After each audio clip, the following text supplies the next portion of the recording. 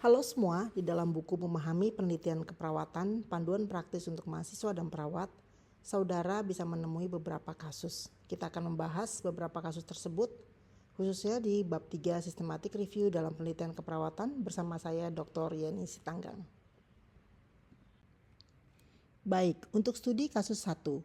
Seorang mahasiswa keperawatan ingin mengetahui efektivitas intervensi edukasi terhadap pencegahan luka tekan pada pasien tirah baring. Mahasiswa tersebut membaca beberapa artikel secara acak dari internet, tanpa kriteria seleksi yang jelas dan langsung menyusun kesimpulan. Pertanyaan pertama, apa perbedaan antara systematic literature review dan tinjauan pustaka biasa berdasarkan kasus tersebut? Systematic literature review dilakukan secara terstruktur, sistematis dan transparan dengan menggunakan kriteria pencarian seleksi dan analisis yang jelas. Sedangkan tinjauan pustaka biasa cenderung tidak sistematis karena peneliti dapat memilih artikel secara bebas tanpa menggunakan prosedur yang terstandar. Pada kasus ini, mahasiswa hanya membaca artikel secara acak sehingga lebih menyerupai tinjauan pustaka biasa dan bukan systematic review.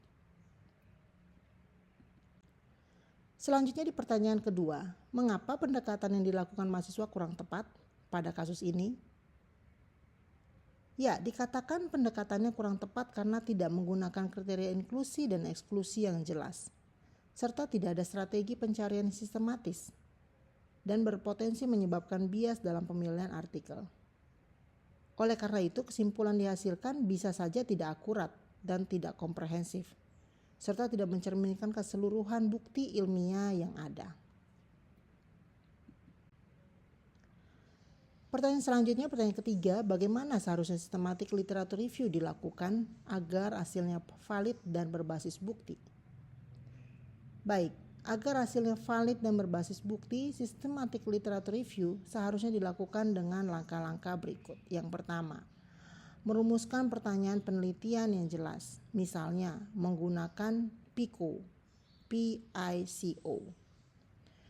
Yang kedua, menentukan kata kunci dan strategi pencarian di database ilmiah, misalnya menggunakan PubMed, Scopus, dan lain-lain. Yang ketiga, menetapkan kriteria inklusi dan eksklusi. Keempat, melakukan proses seleksi artikel secara sistematis, melakukan screening secara sistematis. Selanjutnya, menilai kualitas artikel yang dipilih menggunakan critical appraisal. Lalu mengolah dan mensintesis hasil penelitian secara sistematis. Sehingga langkah-langkah tersebut lebih terpercaya, objektif, dan dapat digunakan sebagai dasar praktik keperawatan berbasis bukti. Baik, kita akan masuk ke studi kasus kedua. Seorang peneliti ingin melakukan systematic literature review tentang penggunaan terapi relaksasi untuk menurunkan kecemasan pada pasien kanker. Peneliti mulai mengumpulkan artikel, tetapi tidak menetapkan kata kunci yang jelas, tidak menentukan kriteria inklusi dan eksklusi, dan tidak melakukan screening artikel secara sistematis. Pertanyaan. Yang pertama, identifikasi kesalahan yang dilakukan peneliti dalam proses systematic literature review. Ya, kita bisa list kesalahan-kesalahan yang dilakukan. Yang pertama, tidak menetapkan kata kunci pencarian yang jelas. Yang kedua, tidak menentukan kriteria inklusi dan eksklusi. Yang ketiga, tidak melakukan proses screening artikel secara sistematis. Yang terakhir, tidak mengikuti langkah review yang terstruktur. Kesalahan-kesalahan ini membuat proses review menjadi sangat tidak sistematis dan berpotensi untuk menimbulkan bias. Pertanyaan kedua dari kasus kedua. Sebutkan langkah-langkah yang seharusnya dilakukan dalam systematic literature review. Ya, langkah-langkah yang bisa dilakukan kita sudah sebutkan juga di kasus pertama tadi. Yang pertama, menyusun pertanyaan penelitian yang jelas, ya, misalnya menggunakan PICO. Yang kedua, menentukan kata kunci dan strategi pencarian. Yang ketiga, mencari artikel di database ilmiah. Yang keempat, menentukan kriteria inklusi dan eksklusi. Selanjutnya, yang kelima, melakukan seleksi atau screening artikel secara bertahap. Selanjutnya, melakukan penilaian kualitas artikel atau menggunakan critical appraisal. Lalu menganalisis dan mensintesis hasil penelitian serta menyajikan hasil secara sistematis dan transparan. Pertanyaan ketiga, mengapa penting menetapkan kriteria inklusi dan eksklusi? Ya, kedua kriteria ini menjadi sangat penting untuk memastikan bahwa artikel yang dipilih relevan, sesuai dengan tujuan penelitian, dan berkualitas. Selain itu, kriteria ini membantu mengurangi bias, meningkatkan konsistensi dalam pemilihan studi, serta membuat hasil sistematik literatur review lebih valid dan dapat dipercaya. Kita akan masuk ke studi kasus ketiga. Sebuah tim penelitian keperawatan melakukan sistematik literatur review dan menemukan ratusan artikel dari berbagai database seperti PubMed, CINAHL, dan Scopus. Namun tim mengalami kesulitan dalam mengelola artikel, menghapus duplikasi, dan mendokumentasikan proses seleksi studi. Ya. Pertanyaan yang pertama, tools atau aplikasi apa yang dapat membantu tim dalam mengelola referensi dan proses seleksi artikel? Ya, di dalam buku sudah dijelaskan ada beberapa tools yang bisa dipakai. Ya.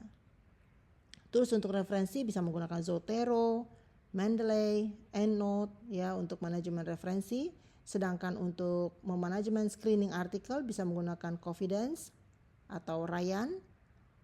Untuk pencatatan dan pengelolaan data bisa menggunakan Microsoft Excel atau Google Sheets. Dan untuk mendokumentasikan proses seleksi studi bisa menggunakan Prisma Flow Diagram Tools. Pertanyaan kedua, bagaimana fungsi tools tersebut dalam mendukung sistematik literatur review? Tools-tools ini berfungsi untuk yang pertama, membantu kita mengelola referensi dan menyimpan artikel secara terorganisir. Yang kedua, dapat membantu kita menghapus duplikasi artikel secara otomatis. Ketiga, membantu screening artikel berdasarkan judul, abstrak, serta full text secara sistematis. Yang keempat, ini memfasilitasi kolaborasi tim dalam proses mereview. Dan yang terakhir, mendokumentasikan proses seleksi secara transparan sesuai standar ya dengan penggunaan Prisma. Sehingga tools ini membantu kita untuk meningkatkan efisiensi, akurasi, dan transparansi dalam sistematik literatur review. Pertanyaan terakhir, apa dampaknya jika peneliti tidak menggunakan tools dalam proses review? Jika tidak menggunakan tools dalam proses review, maka peneliti bisa mengalami kesulitan mengelola banyaknya artikel dari database. Lalu ada resikonya nanti terjadi duplikasi atau bahkan kesalahan seleksi. Ya. Yang ketiga, prosesnya akan lebih lama dan tidak efisien. Yang keempat, kurangnya transparansi dan dokumentasi proses. Yang terakhir yang bisa dipastikan adalah terjadinya bias dan kesalahan yang lebih tinggi. Akibatnya, kualitas sistematik literatur review menjadi kurang optimal dan hasilnya kurang dapat dipercaya.